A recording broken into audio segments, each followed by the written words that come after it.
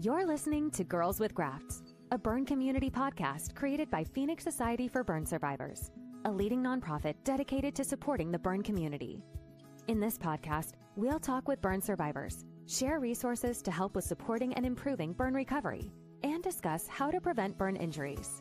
Here are your hosts, burn survivors and Phoenix Society's marketing team, Amber Wilcox and Rachel Kudlak.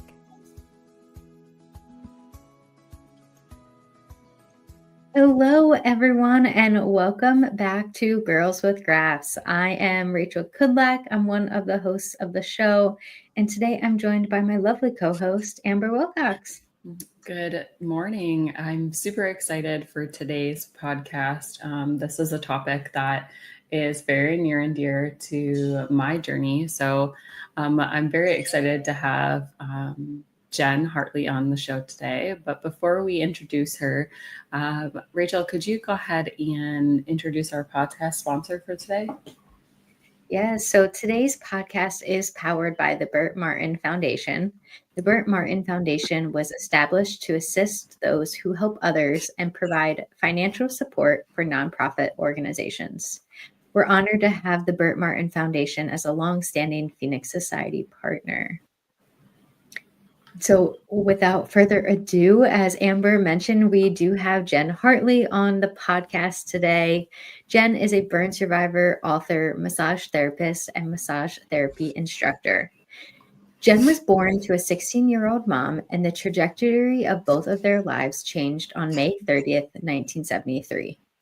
Jen's mom was giving her a bath in the kitchen sink and left her unattended briefly to answer an emergency phone call. In her absence, Jen accidentally bumped the hot water faucet. It was later discovered that the hot water heater in the rental home was set at 180 degrees, and she sustained third-degree burns on over 56% of her body. Jen then went on to develop the burn scar massage therapy and has been passionately sharing her knowledge with therapists for 18 years. She is now a 49-year survivor and is deeply rooted in the burn scar community. She has won a CA-MTA Educator of the Year and is a CA-AMTA Community Service Award recipient. So thanks for joining us today, Jen. Oh, thanks. I'm so excited to finally be here. We're excited to have you. Jen, I know that we usually tell listeners a little bit about the burn story. And I actually am just learning that for the first time too. I had not known about your burn injury specifically. So if you don't mind for a moment telling us a little bit about, what had happened and also kind of what that recovery looked like for you. Well, like Rachel was mentioning just a few minutes ago, it was an accidental burn scald injury to the lower 56% of my body. I was 15 months old.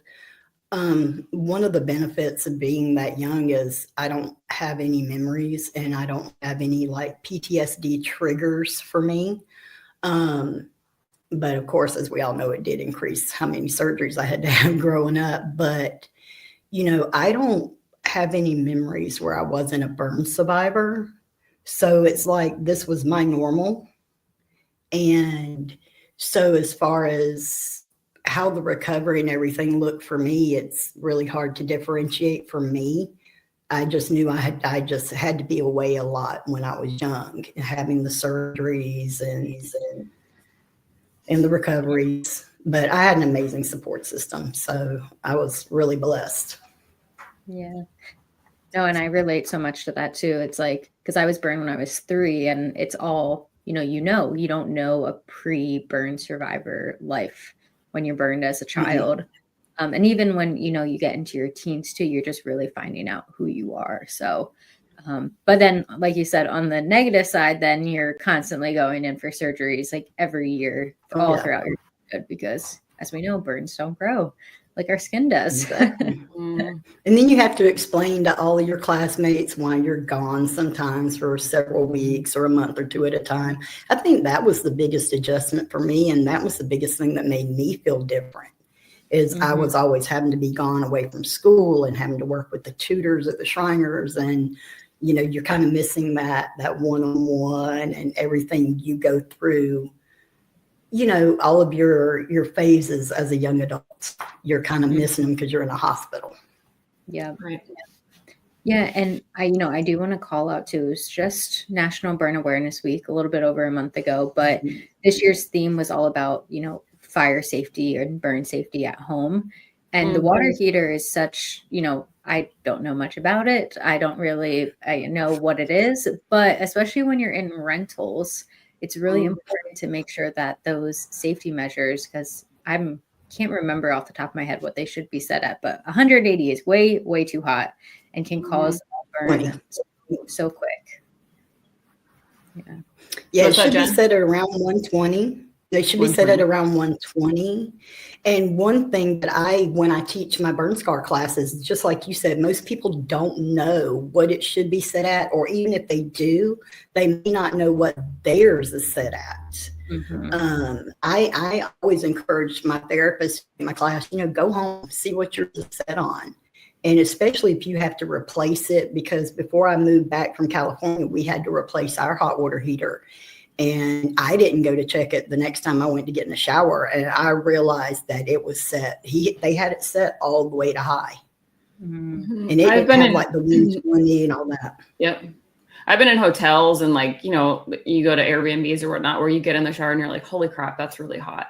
And I know even like you said, sometimes you go visit family and if they don't have it set, it's I always bring, and this is just for, my son, and I think some of it is because I heard from, I've had family that's done that before, but we have a little thermometer. It's a little seal, and we put it in the bath for my son. And I always put it in the bath to just check the water temperature, because it's really important to make sure that it's not over, especially when they're really little. But like you said, Jen, even, he's 17 months now. So I think he's probably about the same age you were when you were burned. Sometimes he turns things on and whatnot, and accidents happen. And so making sure that you have those barriers in place, but also making sure that you never set the water. Sometimes you accidentally could bump it.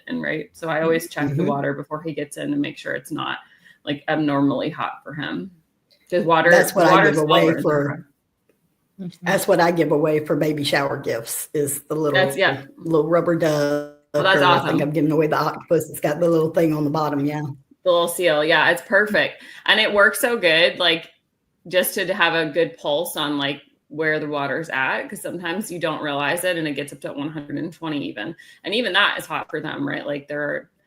You want to make sure that you for them. Yeah. Sure. Well, baby skin and elderly skin are so much thinner. Yeah, you definitely have to be careful with the little ones and the older ones, for sure. But, as I mentioned in your intro, and Jen, I know you through your massage therapy, but I kind of want to start at the beginning of, what inspired you to specialize in scar massage therapy? I'm sure your own journey had something to do with that, but can you just tell us a little bit about, your training and your experience and really how you got to where you are today? Well, as I tell my students in class when they ask me the same question of how I got into massage, I'm like, it's kind of by accident. I grew up doing about every job under the sun, that the young people start out: food service, retail. I worked for the Federal Emergency Management Agency for many, many years, and I've worked for doctors. And I always knew I wanted to get back to the burn survivor community, because, that's the community I grew up in. I was a Shriners kid. I was, Crippled Children's in Macon, Georgia, and then JMS in Augusta and Grossman in California. And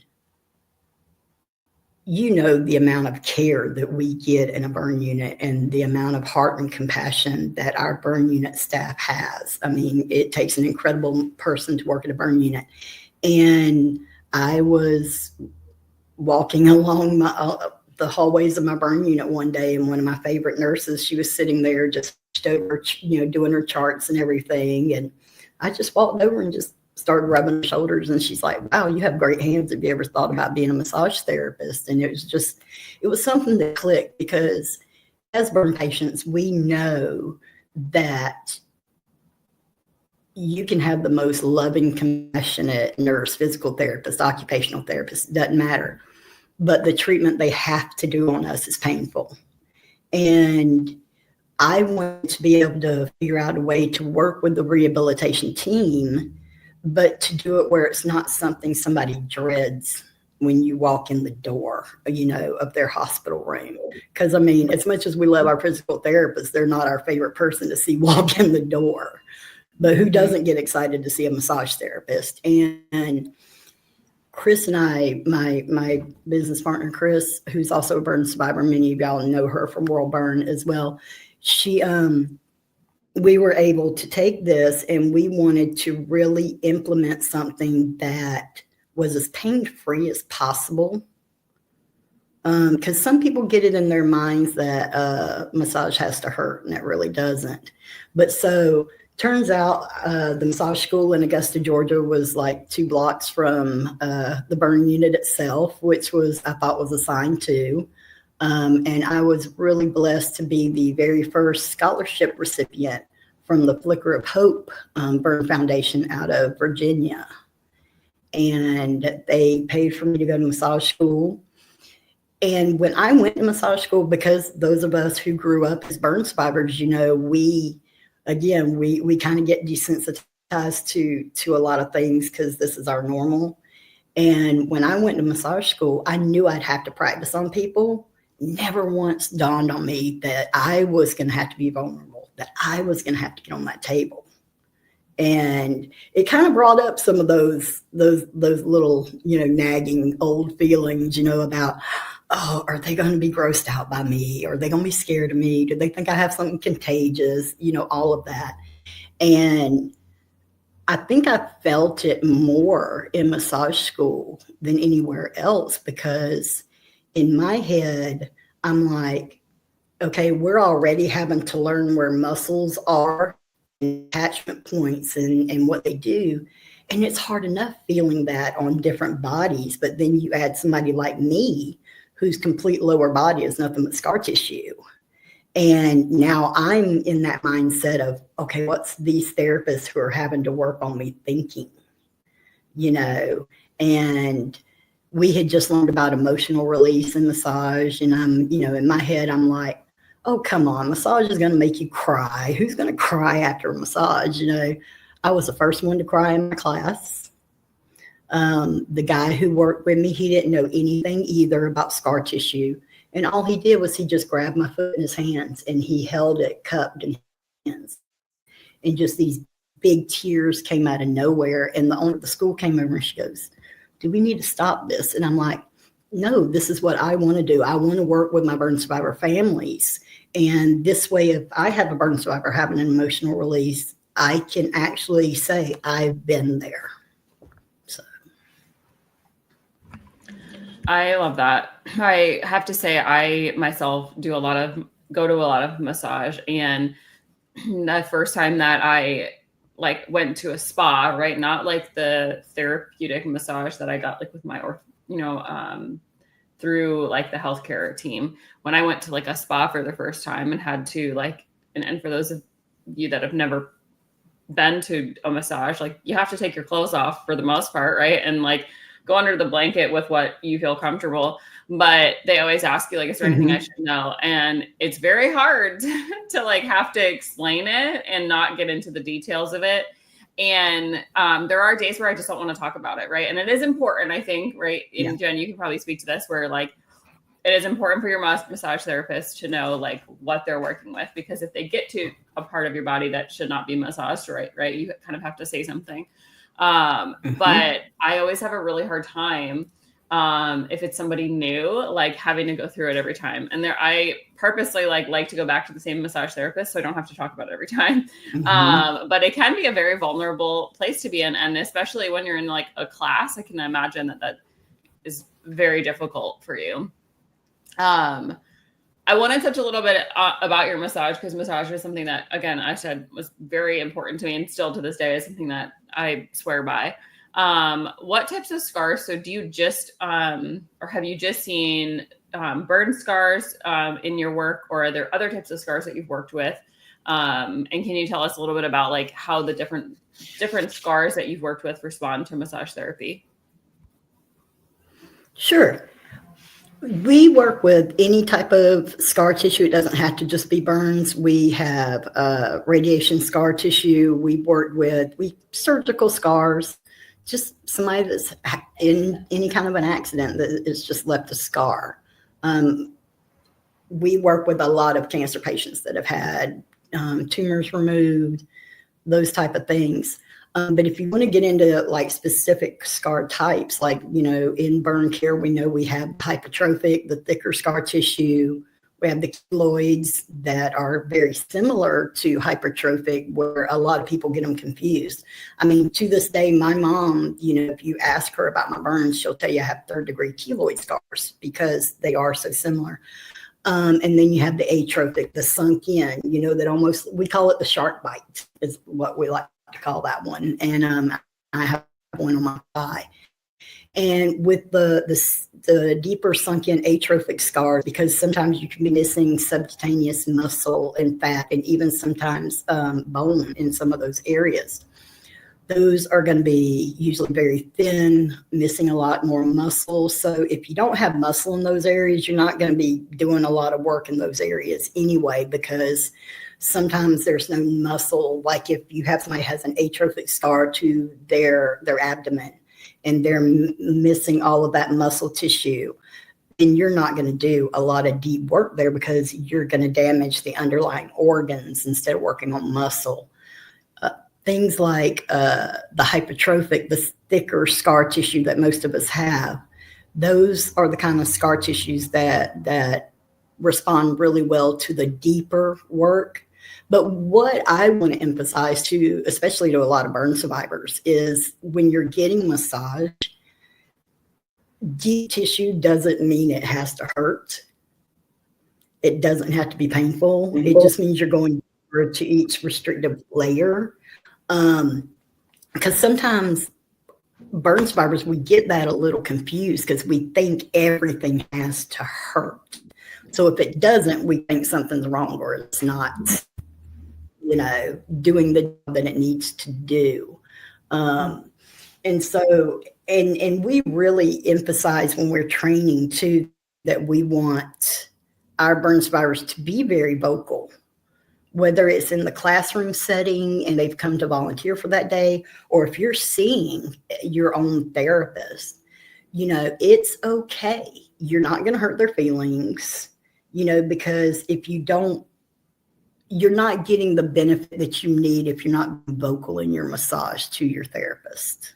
Mm-hmm. So, but we've been doing a lot more work with cupping lately on the more hypertrophic scar tissue, which responds really well. And what's the other? Sorry, I just had a little brain freeze myself. Can you tell me what? So I've heard about cupping before, but can you explain to me what it does? I think that's helpful because for those that don't know. The way I try to simplify it for people, so when I'm massaging you and I'm using manual pressure, even if I'm using the slightest little bit of pressure, I'm still compressing down on your tissues and down on the bones or anything that could be a little bit more uncomfortable or distressing. And what I like about the cupping is it's like the negative force. Instead of compressing down, you're lifting up. And so as we know with a lot of scar tissue, especially, and I see it a lot with radiation scar, a lot of times, especially women that have had mastectomies and the radiation has left scar tissue, that's still a burn, and it's burned from the inside out. And so a lot of times that scar tissue can adhere to the underlying bones. And so it's just like starting out massaging your table, there was no, but with the cupping, one burn survivor described to me, he goes, it's like you're lifting the drawbridge and the boat, or your lymphatic fluid, your circulatory flow he described it as he just felt like now with the lifting up instead of compressing down, that he's able to feel a lot more release. And one thing about the cupping too is I've noticed decreased problem with itching for myself, especially when I cup, as we know is a big problem with our burn survivors. Yeah. Yes, So I, and a lot of the times to my knowledge, like, we're talking like, that's like a form of acupuncture, I think. Right. And I think sometimes your health insurance will cover, or not form of acupuncture, but a lot of acupuncturists, I think, perform cupping.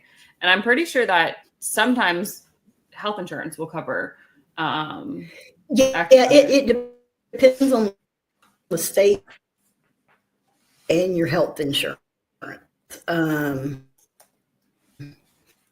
I know there's a few that might cover it.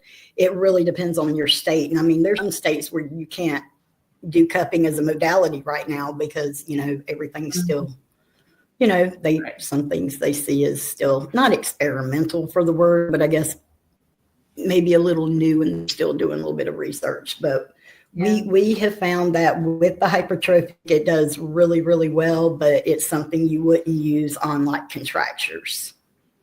Now the cupping itself, don't they heat up the inside of the cup, or am I crazy? Is that a different form? No, you're not crazy. There are different cups. Those are fire cups, which I have forbid my students to do on burn survivors. I was like, no, thank you. I'm like, I will disown every one of y'all. But so there is a version of that. But we use they're like these silicone cups. They're really easy on the body, but you can also, there are some harder plastic cups I use if I'm doing stationary work where I'm going to leave the cup in that spot.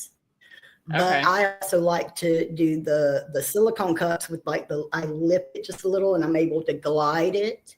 And that's where the burn survivors are like, oh man, that really helps with my itching. It feels great. That's awesome. Well, we'll definitely put some more information about cupping and acupuncture and all of that in our show notes, Jen. So if you have any recommendations after the show, I'm sure Rachel and I would appreciate that. I want to talk for a minute about, so your practice you have with yourself and your partner, Chris. Do you guys just focus on burn and scar massage, or do you also do regular massage? And I want to understand the difference, right? Because it is important. You were talking a little bit about like the different techniques. I know that was something that my husband learned from my physical therapist, was like the techniques of massaging scar massage. Could you explain a little bit about like the difference between what regular massage can do for you and then what like scar massage can do? I tell everybody that every massage modality can help you in one way or another. It just depends on how receptive you are to it and willing to work with the process. But if I was going to work on just somebody that came in for relaxation massage, it's probably going to be light to firm. I don't like to use the term cookie cutter, but it's almost like you can almost do something that's more of a routine with a non-burn survivor. With a burn survivor, I'm having to be more careful with a lot of contraindications and precautions because, there are just some things, like if, God forbid, any of us were showing the signs of MRSA, cellulitis, those kind of things, those are absolutely, you're not going to massage somebody. If I'm working on a burn survivor as opposed to a non-burn survivor, I don't have as many precautions. I don't have to look for the pitted scars. I'm not having to watch for contractures that may be really tight and I don't want to tear anything. If I'm doing active isolated stretching for a sports massage client, they may have tight muscles, but the biggest difference for burn survivors is we have tight skin. Mm-hmm. So until you know how to properly assess scar tissue and know what to look out for and what to avoid, and cause damage to the scars, then you will ever be able to get, before you can even get to a muscular issue, And if you continuously cause damage to a burn survivor scar tissue, you're increasing pain trauma memories, and you're increasing infection risks. And think about it, if you're constantly causing new trauma to a person's scars, they're not going to keep coming back to you. You're not going to be their therapist of choice either, you know. And unfortunately, there's a fine line, because I teach just as much emotionally in our classes as we do physical, because as we know, that goes hand in hand with burn recovery as well. With sorry guys, just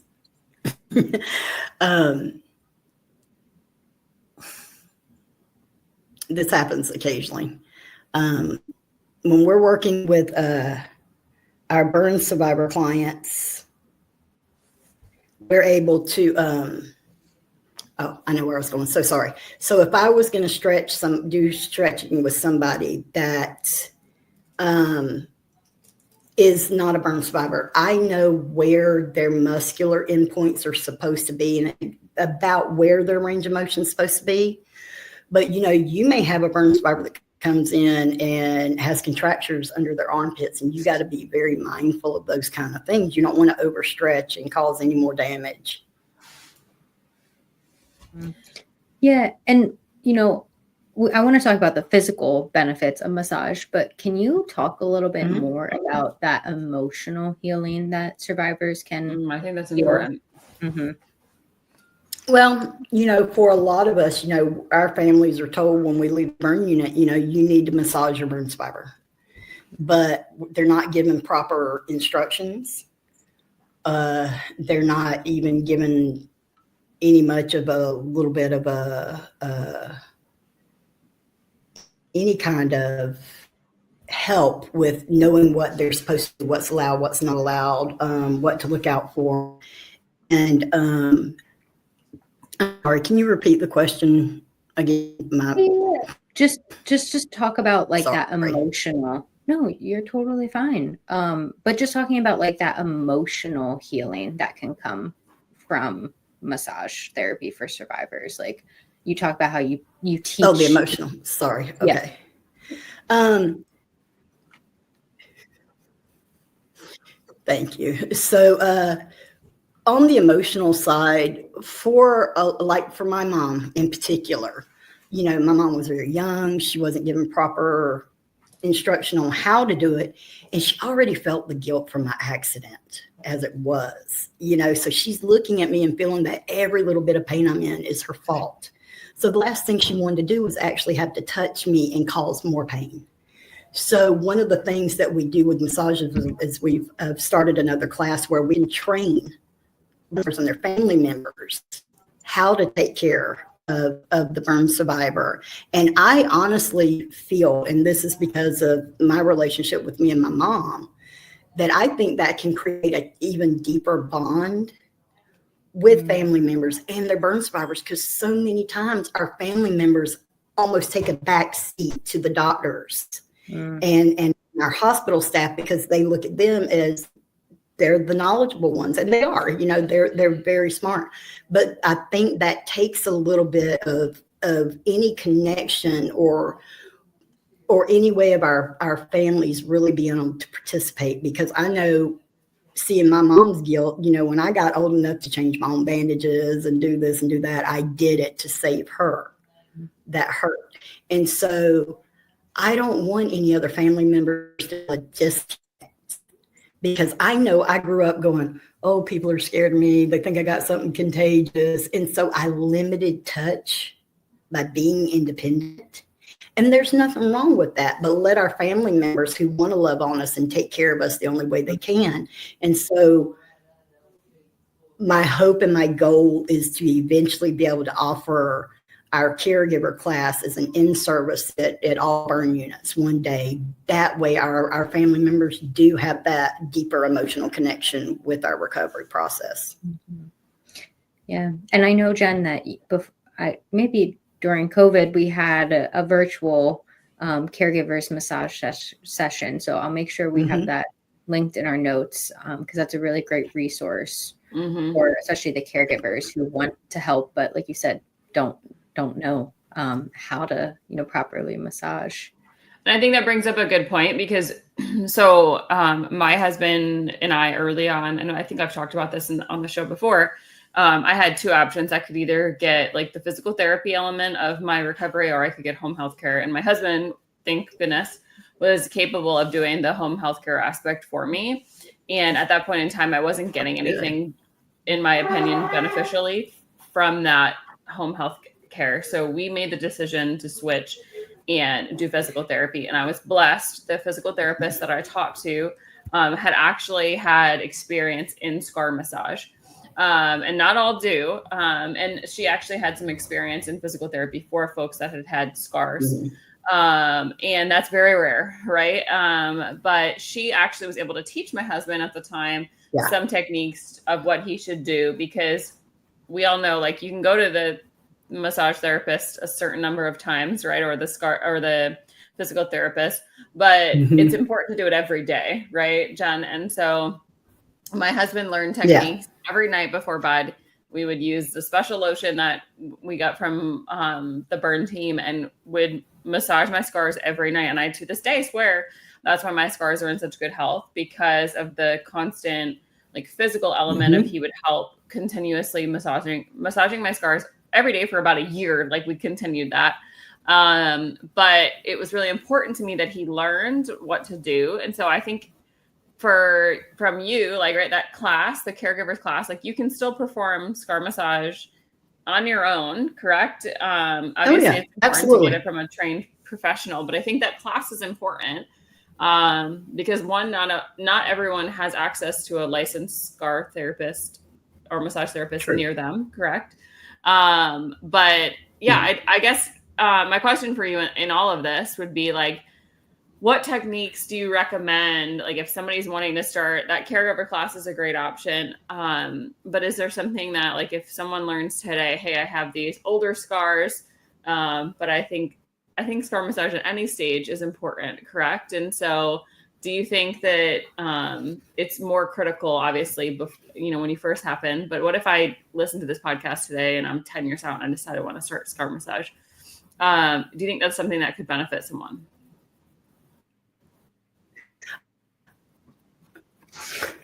It's funny that you asked that question, because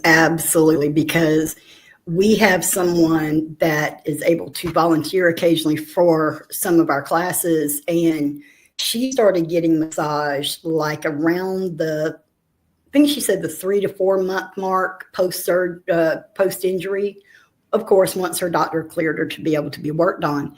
And then you have somebody like me that really never got my first massage until I went to massage school in my 30s. I'm starting to age myself a little too quickly. In my 30s. And it takes longer for my scar tissue to warm up, just because mine are, like you were saying, it's more mature. It had longer to really get immobile is not the word I'm looking for, but more restricted over the years. But you will still see results. But this other person, burn survivor, she'll tell you, she goes, I know that I am only able to do the kind of things that me, my husband, and our kids do that are so physical because of getting massages. She gets hers about every 2 weeks. She goes, I know by the 12th or 13th day, I need to go ahead and make that appointment because I feel everything tightening up. And so that's even somebody with new scar tissue. And, and if I tell people, try it at least once. You might be surprised that you will relax more and enjoy it more. But just one of the things that us burn survivors tend to limit ourselves is the touch, because we're scared somebody's going to hurt us or that kind of thing. And so we are really blessed to handle with care that we have a team of roughly about I know just on Facebook, we got about 650 massage therapists. I'm not sure if That's awesome. We lost you there for a bit, but you mentioned you have quite a few massage therapists that you. And so what we're working on too is be able to really work with our website too, because we want your state. Say again, I'm sorry, honey. I think we're lagging there for a second. Give it just a moment to catch up. I see on your website, I think what you're saying is on your website, you have by state therapists that are able to, that have been treated in scar massage. Is that correct? Yes. We have, just on Facebook alone, we have about 650 therapists. And there's a lot more, they don't do social media. We are, it's you guys know from doing websites, it's a slow and painful process to upload everybody's individual. I understand. Contact information, but we are working on it. But our website, somebody will reach out to me looking for a therapist. We do our best to people, burn survivors with our therapists. Yeah, so we'll make sure that it's a hub of massage therapists all over the country. And so we will make sure that hub is linked in our show notes. So if you're in whatever, no matter what state you're in, you can go to that link and make sure that you have access to finding. And if they can't find someone, there's a chance that Jen can find someone for you. So just reach out. I will try my best to find you somebody. Awesome. I do want to stop for a moment and talk about the emotional aspect, because I will say from my experience, right after my injury, obviously scar massage was really important for that part of it.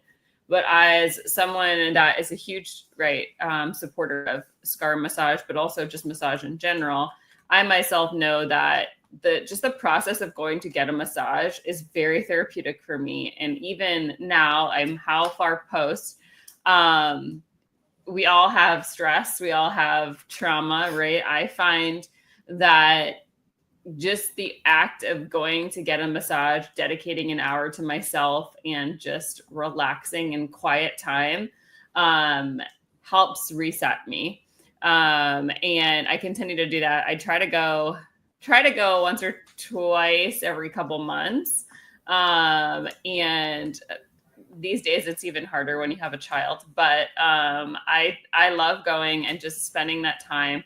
And it's, the massage is wonderful, but it's also the act of having time to myself for an hour to just relax. And so I want to talk for a moment about that emotional element of it. You mentioned you cried on the table.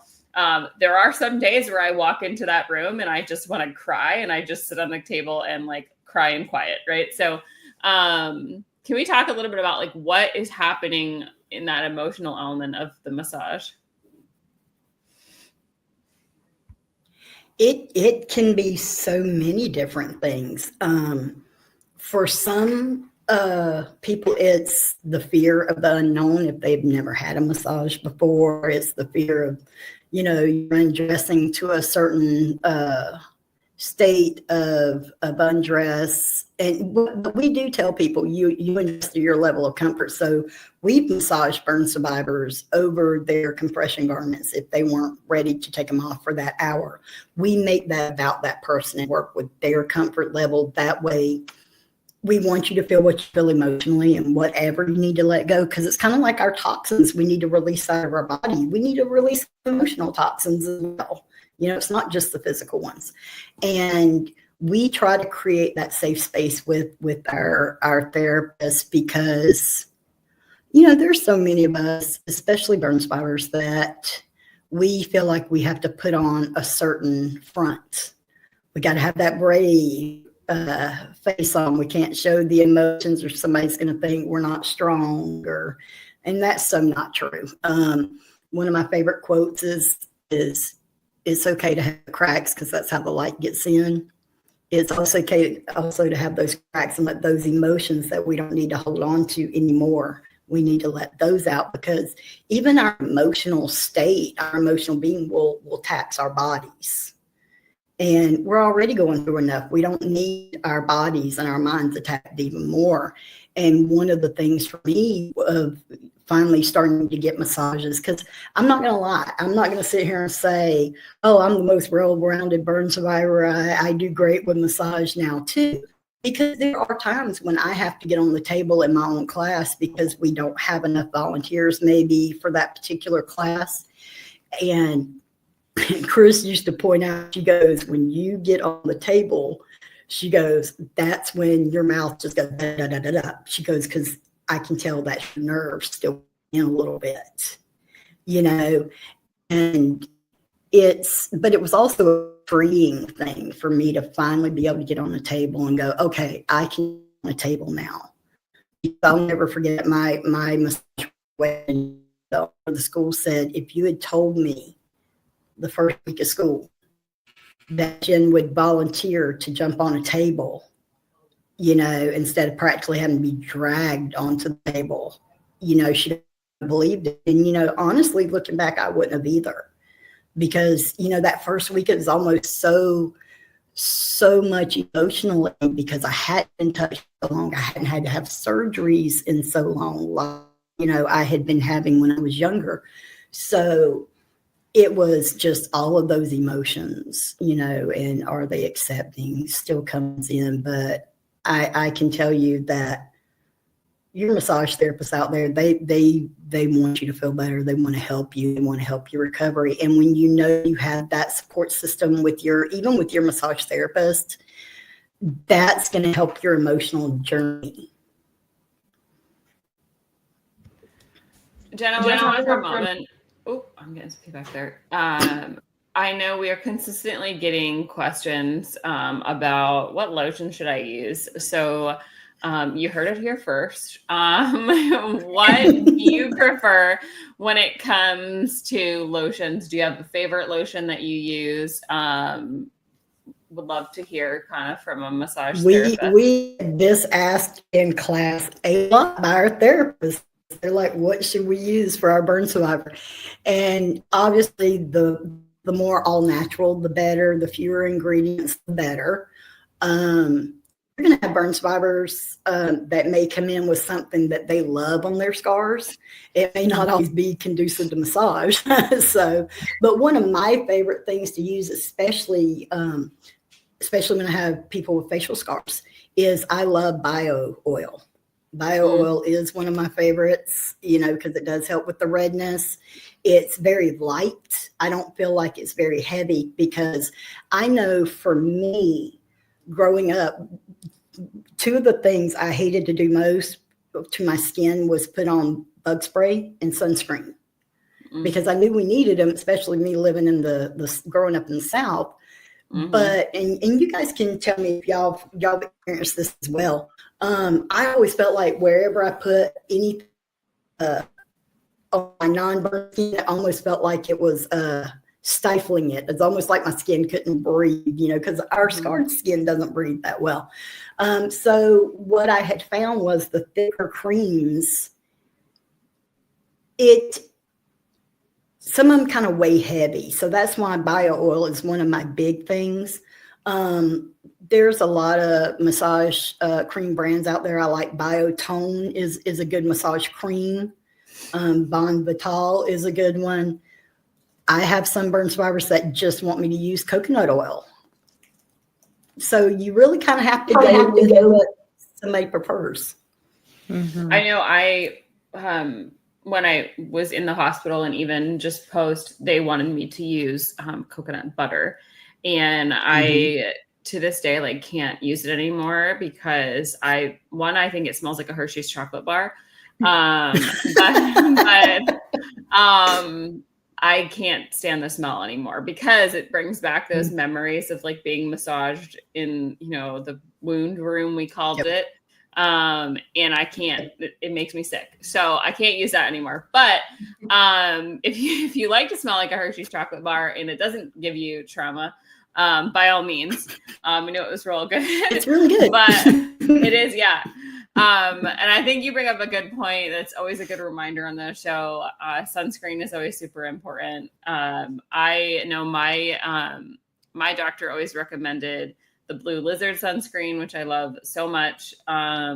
I love that the bottle turns blue when it's like the UV rays are out, and I do find it very good for my skin. But so there's your healthy reminder to make sure you, especially because we're headed into the summer, sunscreen. Definitely. Well, Jen, I know we are. Oh, another good thing is I was taught that we were told not to use like Aquaphor for our patients that are still wearing compression garments, because there's something about the component in Aquaphor that tends to break down the material. So just something that our burn survivors might need to be aware of. Yeah, I think it's important to, like Jen brings up a good point, to ask your burn care team, like, what would you prefer? My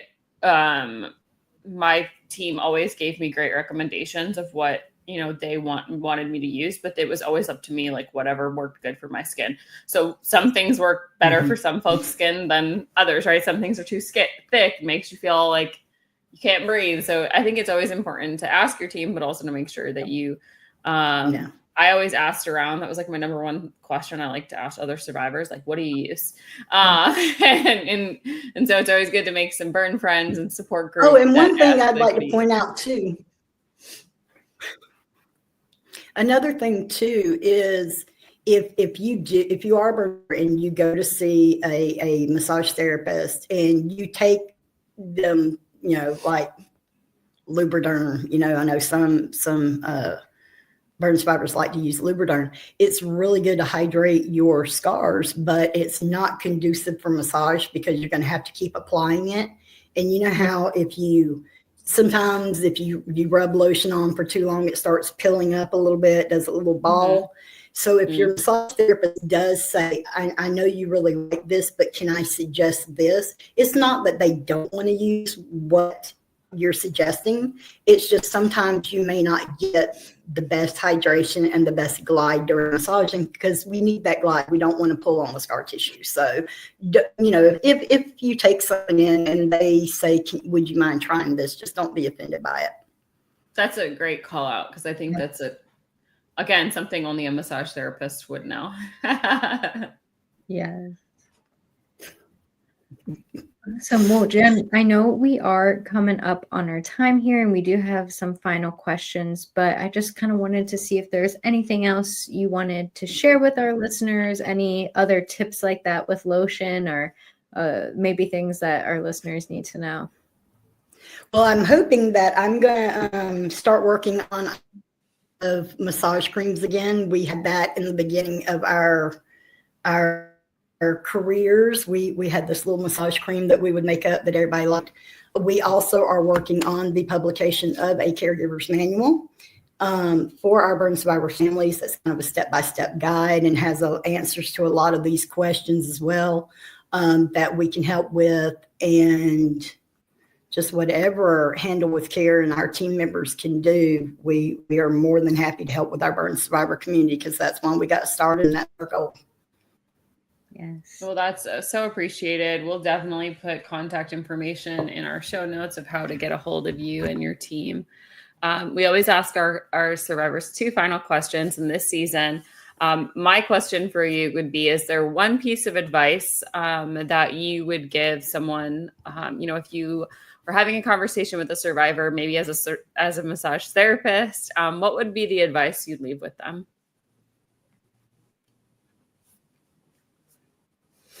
Don't be afraid of massage. That's a great one. It's the benefit that you're going to get physically as well as psychologically. If you try it and you don't like it, that's fine. It's kind of like our parents teach us, try this food once, and if you don't like it, that's fine. But, you may see that there is some form of massage modality that will help your particular case, because we're all different. I agree. And I think it's important but all of our different.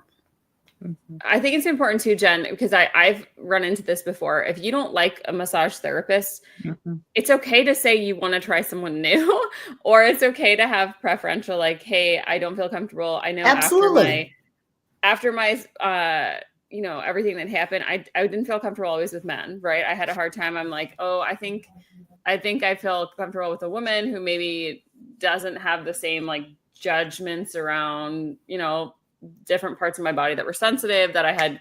So I think it's important to not be afraid, one, to try someone else if you don't like it the first time, but two, also don't be afraid to have Absolutely. a preferential of like, I don't want a man, right, massaging my scars. I feel weird. Whatever it is, I think it's important to know that you can also, you don't have to if you're not comfortable, you're not going to relax. Mm-hmm. Mm-hmm. Absolutely. Yep. Yeah. No, I love that. And all of us are trained different, with our initial education. I went one school, Chris went to a different massage school. And so we had some.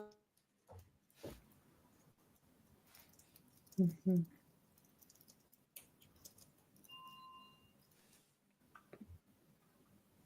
Oh, I think you're back. You were just talking about the different, you all learn different techniques in, different schools, correct? Oh, okay. Yeah, we've all learned different techniques because we've all gone to different massage programs. And that's what we teach people. We want them to take what they know in their toolbox combined with what we do. But, you may not get that first massage therapist that you're comfortable with, and it's okay. Like for me and Chris, we had a couple of clients that they would see me one time and then see her the next, just because they liked how different we were trained in different schools. Mm-hmm. No, that's a great point. It's just like a therapist, massage, whatever it is, you can try out different folks and see who you like the best. So great advice. Absolutely. Yeah. So Jen, it is time for our final question. It is our Phoenix Partner question today, sponsored by the Burt Martin Foundation and organization. Oh, and if you're newer, we do need clearance from your doctor. Mm-hmm. Good to know. Yes. So Jen, our final question is, what is one thing you hope listeners take away from, our podcast today? That just because we're burn survivors doesn't mean we don't deserve to pamper ourselves and to find treatments that make us feel more of a part of society instead of less of a part of society. Mm-hmm. I think that's a great call out, Jen. I couldn't agree more. Like I said, I love massage. And so I'm happy to continue to talk about it with anyone also that has questions in terms of my experience. But Jen, we will leave your information if you're looking for a massage therapist near you that you're needing to be comfortable with. Jen and her team can get you back. With that, Jen, thank you so much for joining us today. It's been a pleasure to have you on the show. And as always, we really appreciate you being here. You don't know what an honor and a privilege this has been. It really has. Thank you, ladies. Thank you so much. See you soon. Bye-bye.